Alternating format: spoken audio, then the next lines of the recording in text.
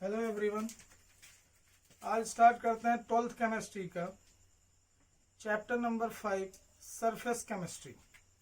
Surface chemistry में सबसे पहले आप जहां सरफेस केमिस्ट्री लिखा हुआ है उसके बगल में कुछ इंपॉर्टेंट पॉइंट्स लिख दें।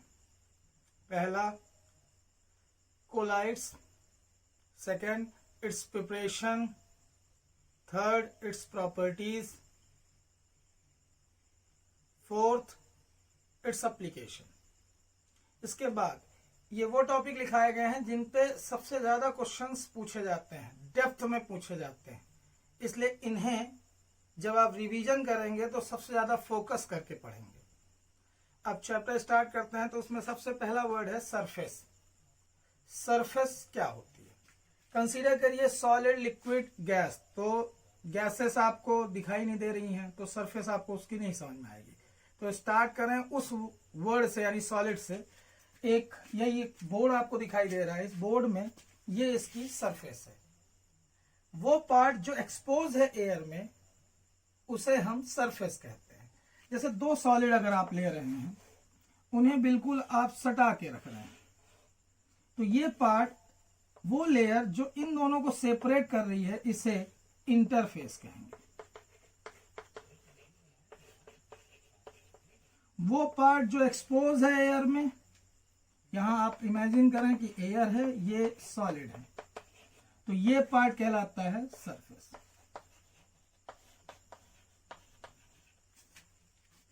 तो सरफेस केमिस्ट्री में ढेर सारे फिनोमिना जो आप आसपास देख रहे होते हैं, जैसे कोरोजन। आपको पता है कि layer by layer he corrosion होता है, तो जो सबसे ज्यादा ऊपर एक्सपोज लेयर है उसी में कोरोजन होता है। धीरे धीरे वो इरोड होती जाती है metal, layer by layer. Corrosion के अलावा जितनी भी इलेक्ट्रोड प्रोसेसेस होती हैं, तो इलेक्ट्रोड में रेडॉक्स रिएक्शन जो भी होती हैं तो इसकी सरफेस पे ही होती हैं। अगर इसे इमर्स किए हो किसी सोल्यूशन पे तो ये बाउंड्री जो होगी इसे आप इंटरफेस कहोगे, और इस इंटरफेस पे ही रिएक्शन होंगी। जब ये इंटरफेस घुल जाएगी तो नई एक्सपोज हो जाएगी, वो नई इंटरफेस पे रिएक्शन होने लगेगी, तो चाहे वो रिडक्शन हो और चाहे ऑक्सीडेशन हो, दोनों ही इस इंटरफेस पे ही होंगी।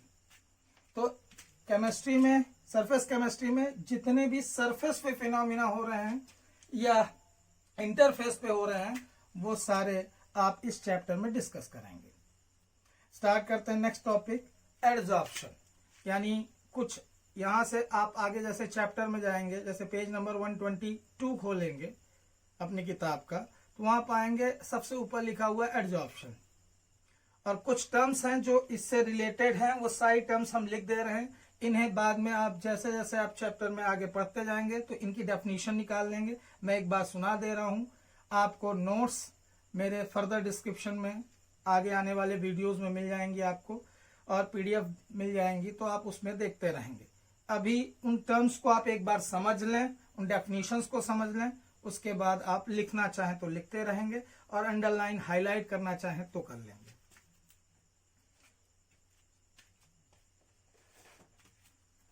तो एडजॉर्प्शन पहली टर्म हो गई। दूसरी हो गई आपकी डिजॉर्प्शन, फिर एब्जॉर्प्शन। तो इन सारी टर्म्स को एक एक करके समझते हैं। पहले एब्जॉर्प्शन,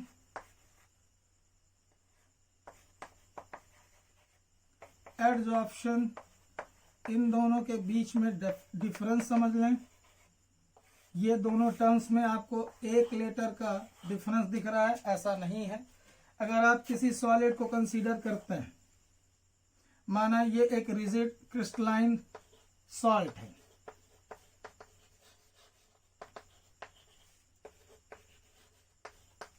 इसमें ये जो इसकी डिस्टिंक्ट बाउंड्रीज दिख रही हैं, ये इसकी सरफेस हुई, और इसके अंदर का ये मास जो है ये इसका बल्क कहलाएगा। ऊपर जो बाउंड्री दिख रही है इसका नाम क्या रखा गया? सरफेस। अंदर का मास क्या कहलाएगा? बल्क। तो ये दोनों फिनोमिना इतने से ही डिफरेंशिएट होते हैं। अगर कोई गैसियस स्पीसीज यहां आके इंटरेक्ट करती इस क्रिस्टलाइन सॉल्ट से, तो केवल अगर सरफेस पे एक्यूमुलेट हो रही है, यानी उसका कंसंट्रेशन केवल आपको कहाँ दिखाई दे रहा है, इसकी सरफेस पे। मैंने कहा ये ऑक्सीजन गैस है, ये ऑक्सीजन गैस केवल और केवल सरफेस पे ही एक्यूमुलेट हो रही है, नहीं पेनिट्रेट हो पा रही है बल्क पे, तो इसे एडजॉर्प्शन कहते हैं। Adsorption, adsorption is a surface phenomena. The accumulation of any species over solid liquid is known as adsorption. अब यहीं पे आप डिस्टिंक्शन करें या डिफरेंशिएट करें एब्जॉर्प्शन पे। अगर ये सीधे पेनिट्रेट करके यहां पहुंच जाए, इसमें बल्क में इसका कंसंट्रेशन इस गैस का या किसी लिक्विड का ज्यादा हो, किसके कंपैरिजन में, सरफेस के, तो इसे हम कहते हैं एब्जॉर्प्शन। यानी सरफेस सीधे ही कहां पहुंच जाए, बल्क में, और मुझे सरफेस पे ना दिखाई दे, केवल कहां दिखाई दे, बल्क में, तो इसे हम बोलते हैं एब्जॉर्प्शन। एब्जॉर्प्शन और एडजॉर्प्शन में डिफरेंस ये है कि केवल सरफेस पे एक्यूमुलेशन हुआ तो एडजॉर्प्शन, और बल्क बस में अच्छा इंटरन पेनिट्रेशन हो गया और बल्क में ही मास बढ़ता गया दूसरी स्पीसीज का, तो उसे हम एब्जॉर्प्शन कहते हैं। फिर से एक बार, एडजॉर्प्शन एक सरफेस फिनोमिना है, एब्जॉर्प्शन एक बल्क फिनोमिना है।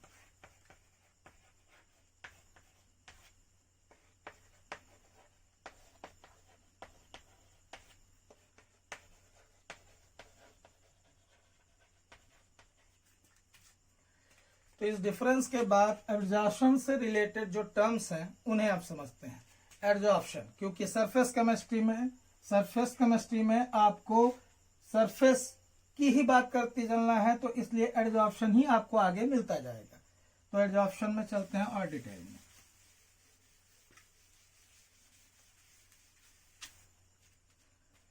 एडजॉर्प्शन में दो टर्म आएंगे आपको। सबसे पहले एक आएगी एडजॉर्बेट और दूसरा आएगा एडजॉर्बेंट। इसी के बाद डिसॉर्प्शन और एक टर्म आएगी सॉर्प्शन। तो सेपरेट एक एक करके इन सारी टर्म्स को समझते हैं।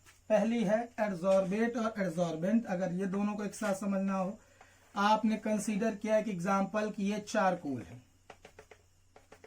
चारकोल यानी जो बर्न्ट आपका in the absence of air, अगर आप किसी भी वुड को आप बर्न करेंगे तो जो आपको पाउडर, ब्लैकिश पाउडर मिलेगा, उसका नाम है चारकोल। आपने देखा होगा ये चारकोल, लकड़ी को काटिए, जो आपका फाइनली डिवाइडेड पाउडर मिलेगा उसी को आप बर्न करिए। In the absence of air या लिमिटेड एयर की सप्लाई में अगर बर्न करेंगे तो पाउडर जो सबस्टेंस मिलेगा उसे आपने क्या नाम दिया, चारकोल। इस चारकोल पे अगर गैसेस आ रही हैं, जैसे ऑक्सीजन, हाइड्रोजन, कोई भी गैस आके इसकी लेयर पे, सरफेस पे एडजॉर्ब हो रही है, तो इन दोनों को टर्म्स को जानने के लिए आप इन्हें सेपरेट समझिए। यहाँ चारकोल एडजॉर्बेंट है, जो सरफेस प्रोवाइड कर रहा है एडजॉर्प्शन के लिए। The substance which is providing surface for adsorption, तो वो कहलाता है एडजॉर्बेंट। और जो सबस्टेंस जाके एडजॉर्ब हो रहा है, सरफेस ऑक्यूपाई कर रहा है, एक्यूमुलेट हो रहा है, उसे नाम एडजॉर्बेंट बोलते हैं। फिर से एक बार, these two gases are termed as adsorbate, whereas charcoal is termed as adsorbent. The substance which is providing a surface for adsorption is known as adsorbent, and those substances which are getting adsorbed on the surface of any solid or liquid are known as adsorbate. तो ये दोनों term clear हुई आपकी। इसके बाद अब अगली term है डिसॉर्प्शन। तो इसे आप बहुत आराम से समझ सकते हैं। जैसे ये चॉक जो है इस बोर्ड पे एडजॉर्ब हुआ है, यानी यहाँ पे ही आपको ये जो चॉक है ये एडजॉर्बेट है, जो कि बोर्ड, जिस एडजॉर्बेंट बोलेंगे इसको हम, ये दोनों टर्म यहीं पे ये भी एग्जांपल से समझ सकते हैं। ये बोर्ड जो है इसकी ये सरफेस है, ये एडजॉर्बेंट है, और ये चॉक यहाँ पे एडजॉर्ब हो रहा है, तो ये एडजॉर्बेट कहलाएगा। अब अगर मैं इसे हटा दूं, जैसे मैं इरेज कर रहा हूं इसे या मिटा रहा हूं, तो आपको दिखाई दे रहा हो कि यहाँ पे चॉक नहीं रह गया। केवल एड्सॉर्बेंट रह गया, यानी सरफेस उसकी क्लीन हो गई।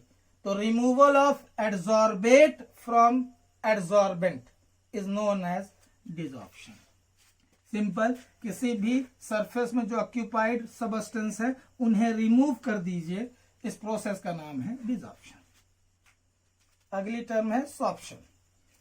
आप एक चॉक लीजिए, चॉक को आप इंक में डिप करके इमीडिएटली अगर निकालते हैं, आप उसे तोड़ के अंदर देखेंगे तो इंक आपको नहीं दिखाई देगी, क्योंकि केवल इंक कहाँ मिलेगी आपको? सरफेस पे, वो है एड्सॉर्प्शन। आप बहुत देर तक उसे रखे रहें तो कुछ देर बाद इंक पूरे चॉक के बल्क में भी घुस जाएगी, सरफेस पे भी रहेगी।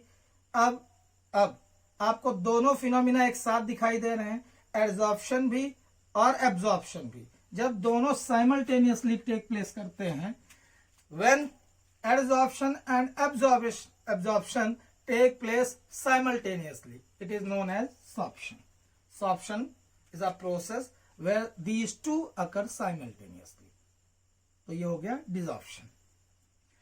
यहाँ के बाद अब आगे चलते हैं। सबसे इंपॉर्टेंट टॉपिक जो 2 से 3 नंबर का आ सकता है आपको बोर्ड में, उसका नाम है मैकेनिज्म ऑफ एड्सॉर्प्शन।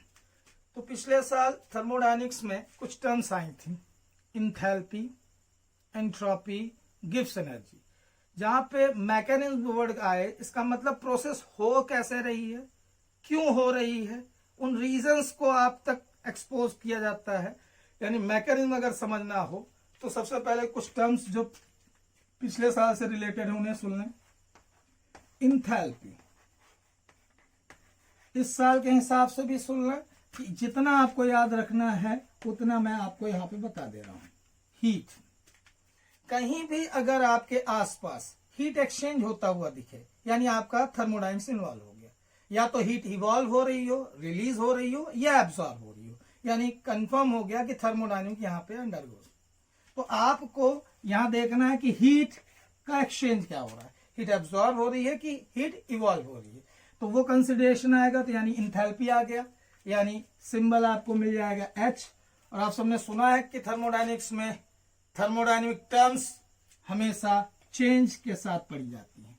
तो ये रहा डेल्टा H, यानी इंथैल्पी चेंज। दूसरी टर्म है entropy, the degree of disorderness, randomness, यानी किसी भी अगर सिस्टम को आपने लिया है या किसी भी मैटर को अगर आपने लिया है, उसके अंदर कितने मॉलिक्यूल्स पूरी तरह शांत बैठे हैं, कुछ मूवमेंट कर रहे हैं, बहुत ज्यादा मूवमेंट कर रहे हैं, इससे डिस्टिंग्विश कर सकते हो किससे? एंट्रोपी टर्म से। अगर मैं कंसीडर करूं क्रिस्टलाइन सॉलिड, इसके अंदर मॉलिक्यूल्स या जो भी मैटर है वो केवल वाइब्रेटरी मोशन दिखा रहा है आपको, ना आगे मूव कर पा रहा है ना पीछे मूव कर रहा है। वहीं पे लिक्विड अगर है तो आपके पास जो लिक्विड है वो फ्लूइडिटी मेंटेन करता है, यानी ये स्पेस जो है इंटरमॉलिक्यूलर स्पेस, इसे कवर करते हुए लिक्विड के मॉलिक्यूलर आगे पीछे हो सकते हैं। तो यहाँ पे इससे ज्यादा एंट्रोपी आपको इसमें दिखाई दे रही है, यानी मॉलिक्यूलर मूवमेंट जितना ज्यादा होता हुआ दिखे, यानी एंट्रोपी उसकी उस मैटर की उतनी ही ज्यादा है। और आप सब जानते हो गैसेस सबसे ज्यादा रैंडम होती हैं, सबसे ज्यादा एक्सपांड होती हैं, सारा वॉल्यूम ऑक्यूपाई कर लेती हैं, यानी इन गैसेस के मॉलिक्यूल्स में सबसे ज्यादा आपको एंट्रोपी देखने को मिलेगी। तो एंट्रोपी थर्मोडायनेमिक टर्म है, लेकिन आप उसे फील कर सकते हैं, आसपास देख सकते हैं। अगर आपने चीजों को बहुत अरेंज ऑर्डर तरीके से रख दिया, यानी आप कह रहे हैं कि ये एंट्रोपी कम है। और अगर आपने उन्हें ऐसे बिखेर दिया है कि बहुत ज्यादा वो डिसऑर्डर दिख रहे हैं, इसका मतलब अभी आपने एंट्रोपी बढ़ा दी उसी सिस्टम की। आपने किताबें अरेंज की, एक जगह रख दी, यानी एंट्रोपी कम है। उन्हें आपने पूरे बेड में फैला दिया, आसपास इधर उधर अलमारी में फेंक दिया, इसका मतलब आपने उसकी एंट्रोपी बढ़ा दी। तो ये टर्म किससे डिसाइड होती है? डिसऑर्डरनेस से।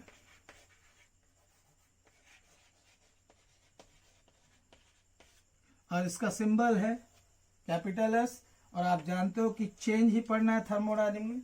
तो इंथैल्पी हो गई, दूसरी टर्म हो गई entropy. Delta H enthalpy change, delta S entropy change. Gibbs energy, Gibbs energy जो सबसे क्रूशियल टर्म रहेगी इस साल, gives free energy,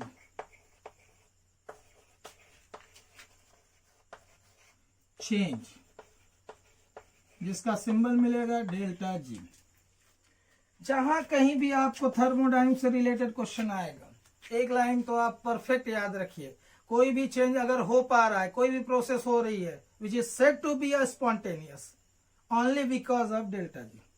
delta G is the most important factor while deciding spontaneity.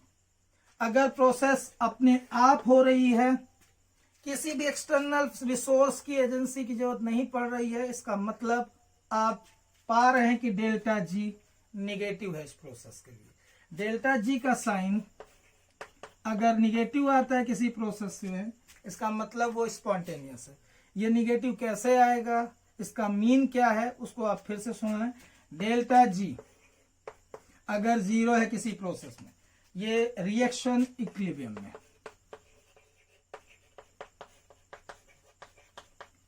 Equilibrium means both forward and backward direction are taking place simultaneously. ना पूरी तरह से आप मानेंगे फॉरवर्ड में जा रही है, ना बैकवर्ड में, दोनों डायरेक्शन में जा रही है और सेम रेट से जा रही है। जब डेल्टा जी की वैल्यू क्या है, जीरो।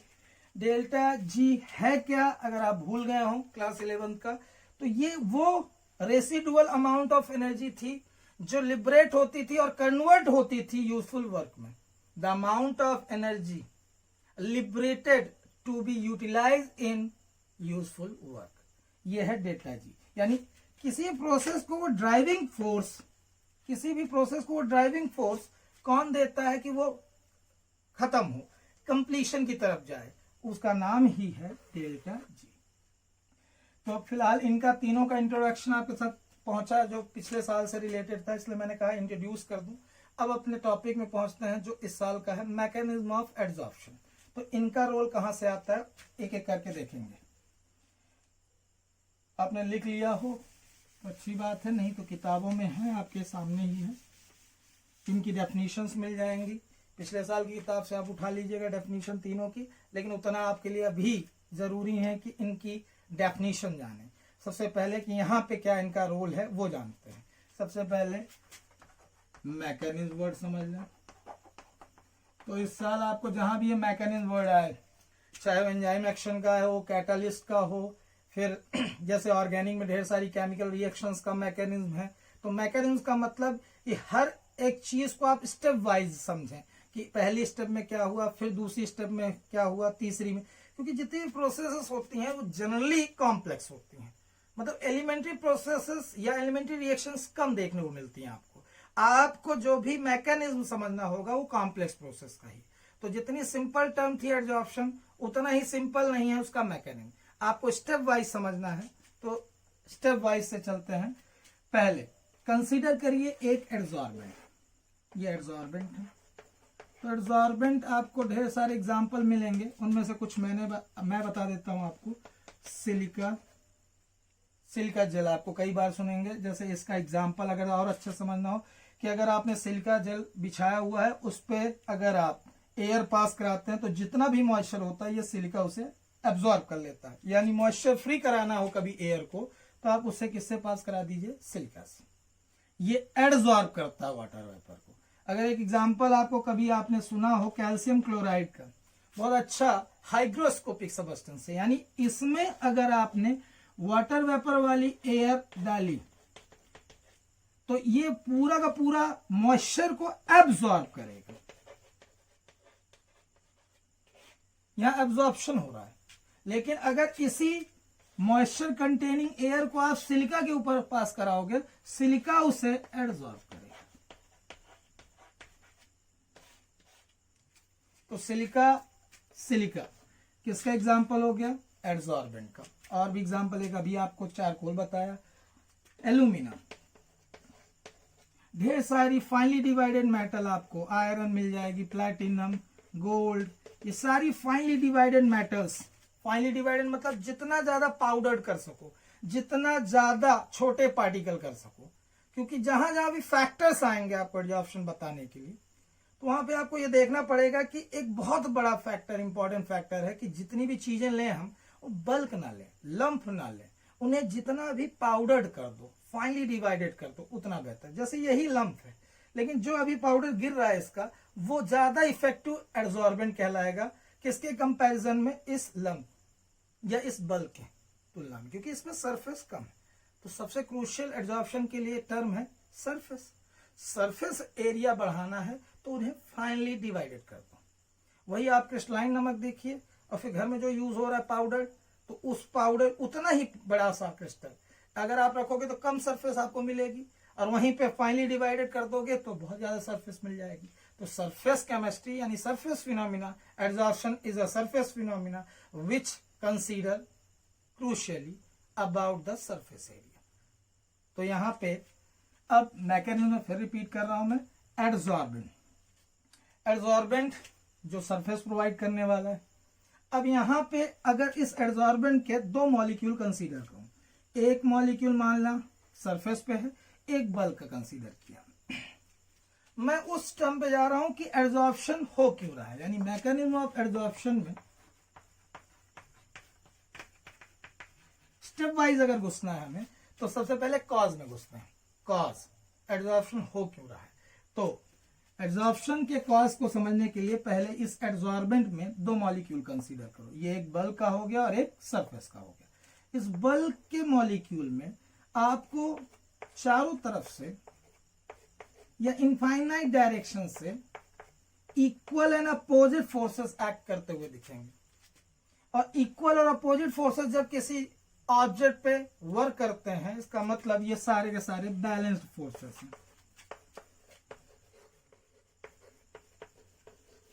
और जो ये मॉलिक्यूल सरफेस पे आपको दिख रहा है, इस पे इनवर्ड पुल बस मिलेगा, क्योंकि इसी के जैसे मॉलिक्यूल केवल कहां है, अंदर की तरफ है।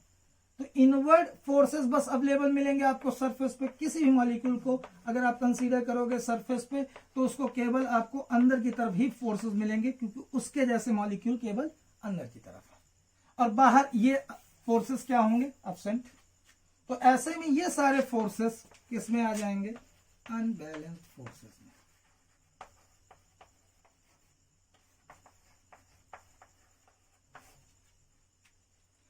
तो ये सबसे बड़ा कॉज है एड्सॉर्प्शन का।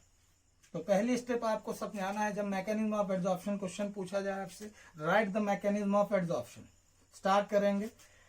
Any adsorbent have free valencies और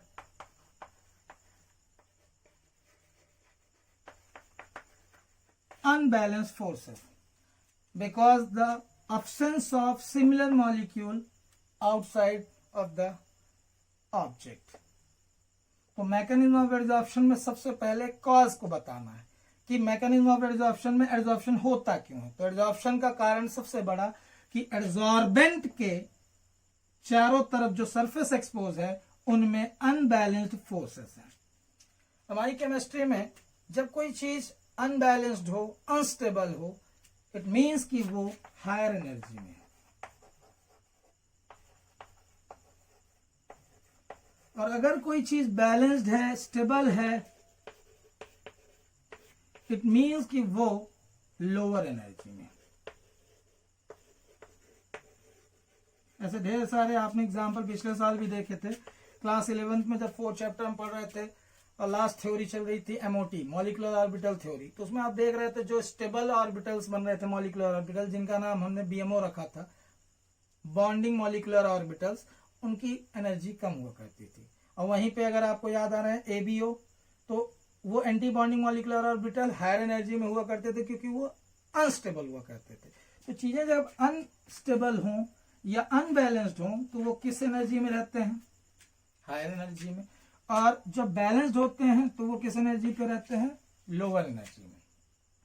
अब आगे चलें तो मैकेनिज्म ऑफ एड्सॉर्प्शन का कॉज आप ऐसा बताएंगे कि जैसे ये टॉपिक स्टार्ट हुआ तो उसे पढ़ा आपने पूरा डेप्थ में, और जब लिखना हो तो ऐसे शॉर्ट नोट्स आपके लिखने लायक कि cause of the adsorption, it takes place due to availability of free valencies unbalanced forces on the surface of an adsorbent. Repeat कर रहा हूं मैं, cause of adsorption, it is done or occur in the surface of an adsorbent due to availability of free valencies और unbalanced forces. यही सबसे बड़े कारण है एड्जॉर्प्शन होने के। अब आगे बढ़ें अगर, तो इन थर्मोडायनेमिक पैरामीटर्स को भी इसमें कंसीडर कर लें। तो मैंने कहा कि एक एड्जॉर्बेंट की सरफेस जो है ये हायर एनर्जी में है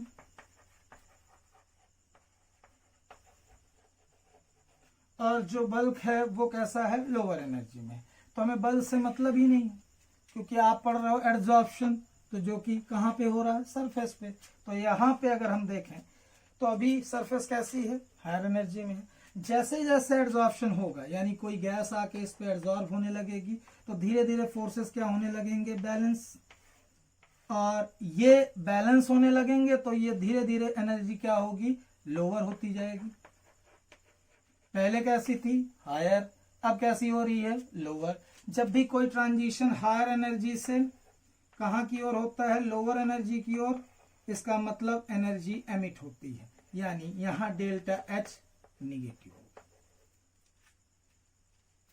तो इंथैल्पी यानी सरफेस एनर्जी डिक्रीज होगी जैसे जैसे एब्जॉर्प्शन आगे बढ़ेगा। As the absorption proceeds surface energy gets decrease, क्योंकि ये फोर्सेस धीरे धीरे करके बैलेंस होने लगेंगे। तो हायर एनर्जी से ट्रांजिशन कहाँ होगा, लोअर एनर्जी में। हम बल्क में नहीं जा रहे हैं, हम इसी सरफेस पे ही हैं। तो सरफेस की वैलेंसीज कैसे बैलेंस्ड होंगी, तो जैसे ही दूसरी स्पीसीज आके इसकी सरफेस को ऑक्यूपाई करने लगेगी, सरफेस की एनर्जी घटने लगेगी। और transition higher to lower energy हो तो हमेशा एनर्जी एमिट होती है। इसलिए adsorption is an exothermic process. Adsorption is an exothermic process. तो अगर केवल साइन के साथ आपको याद रखना है तो delta H is negative, bracket में आपने लिख दिया एक्सोथर्मिक। अब आते हैं कंसिडरेशन किसका, एंट्रोपी का। एंट्रोपी, मैंने कहा एंट्रोपी यानी रैंडमनेस। ये गैसेस मॉलिक्यूल कितने ज्यादा रैंडम थे, घूम रहे थे, बहुत ही वीक वंडरवॉल फोर्सेस थी इनके ऊपर एक्ट कर रहे थे, या तो लंदन फोर्स या फिर डाइपोल डाइपोल या डाइपोल इंड्यूस डाइपोल। तो ये बिल्कुल रैंडम घूम रहे थे। अब मैं कह रहा हूं कि जैसे ही ये सरफेस ऑक्यूपाई करेंगे, क्या लगता है आपको, रैंडमनेस घटेगी कि बढ़ेगी?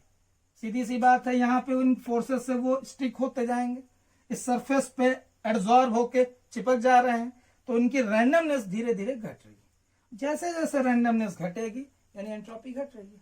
तो एंट्रोपी यानी रैंडमनेस का बढ़ना तो एंट्रोपी बढ़ना, और रैंडमनेस का घटना यानी एंट्रोपी का घटना। तो यहाँ पे एंट्रोपी क्या हो रही है, पहले जब गैसियस मॉलिक्यूल रैंडम थे, किसी फोर्सेस से नहीं बद रहे थे या किसी सॉलिड की सरफेस पे नहीं एब्जॉर्ब हो रहे थे, वो बहुत रैंडम थे और एंट्रोपी बढ़ी हुई थी। और जैसे ही वो इनके इंटरमॉलिकुलर फोर्सेस से यानी एब्जॉर्बेंट की सरफेस पे आ रहे हैं, तो ये एब्जॉर्ब होने के बाद पूरी तरह से बनते जा रहे हैं। तो इसलिए एंट्रोपी यहाँ पे कम है और यहाँ पे एंट्रोपी ज्यादा है। तो डेल्टा एस, ये S1 मान लें आप इसे, माइनस S2, ऐसा तो कभी करते नहीं, हमेशा फाइनल चेंज यानी फाइनल माइनस इनिशियल स्टेट होती है। तो पहले एंट्रोपी क्या थी, ज्यादा, और बाद की एंट्रोपी क्या हो गई, कम। तो यहाँ डेल्टा एस का भी साइन क्या आएगा, निगेटिव। साइन इतने ज्यादा इंपॉर्टेंट क्यों है, क्यों साइन पे ही फोकस कर रहा हूं मैं? उसका कारण यह है कि सबसे इंपॉर्टेंट इक्वेशन जो है गिब्स हेल्महोल्ट्ज इक्वेशन, जो डिसाइड करती है कि किसी भी प्रोसेस को होना है कि नहीं होना है। तो delta G is equal to होता है D delta H minus T delta S. इसमें कितनी चीजें दिख रही हैं, डेल्टा एच जो एंथैल्पी अभी कंसिडरेशन में आई, फिर डेल्टा एस जो एंट्रोपी है जो कंसिडरेशन में आई। अब इन दोनों के साइन को अगर यहां पुट करें अपन, डेल्टा एच निगेटिव है इस प्रोसेस में, एक्सोथर्मिक है एड्जॉर्प्शन। डेल्टा एस का साइन भी निगेटिव आया है, यहाँ पहले से ही निगेटिव है। इन दोनों का प्रोडक्ट आपको दिखाई दे रहा है, निगेटिव निगेटिव पॉजिटिव हो गया। अब यहाँ सम क्या आ सकता है, निगेटिव और पॉजिटिव दोनों हो सकता है। तो यहाँ पे रोल आता है टेम्परेचर का। तो लास्ट पैरामीटर अगर आप समझें कि टेम्परेचर का रोल क्या है एड्जॉर्प्शन में, अगर इस प्रोसेस को स्पॉन्टेनियस बनाना है delta G must be negative, किसी भी प्रोसेस को स्पॉन्टेनियस बनाना है delta G must be negative, यानी ये साइन आना कंपलसरी है किसी प्रोसेस को स्पॉन्टेनियस होने का। तो इस पॉजिटिव को आप नहीं आना देना चाहते हैं तो ये टर्म क्या है, इसे बढ़ाएंगे कि घटाएंगे, तो इसे आप घटाएंगे तभी इन दोनों का सम क्या आ पाएगा, negative. So adsorption takes place at lower temperature, यानी the temperature should be low for an exothermic process. Exothermic process के लिए ली चैटलियर ने भी कहा था पिछले साल इक्विलिब्रियम के प्रिंसिपल में, उन्होंने कहा था कि जो कोई भी कहीं भी प्रोसेस अगर आपको एक्सोथर्मिक देख रही है, सीधे आप टेम्परेचर को क्या कर दीजिए, कम। अगर उसे स्पॉन्टेनियस बनाना है तो आप टेम्परेचर को क्या रखिए, कम। रिपीट कर रहा हूं last topic, mechanism of adsorption में जब आप शॉर्ट नोट्स बनाएंगे पहले कॉज ऑफ एडसॉर्प्शन बताएंगे। Cause of adsorption due to availability of free valencies on the surface of any एडसॉर्बेंट।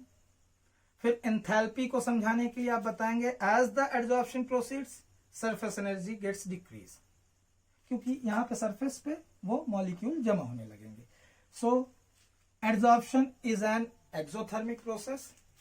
Finally आएंगे एंट्रोपी पे, तो एंट्रोपी डिक्रीज हो रही है जैसे जैसे एडसॉर्प्शन आगे बढ़ रहा है, एंट्रोपी भी घट रही है जैसे जैसे एडसॉर्प्शन आगे बढ़ रहा है, एंथैल्पी भी घट रही है जैसे जैसे एडसॉर्प्शन आगे बढ़ रहा है।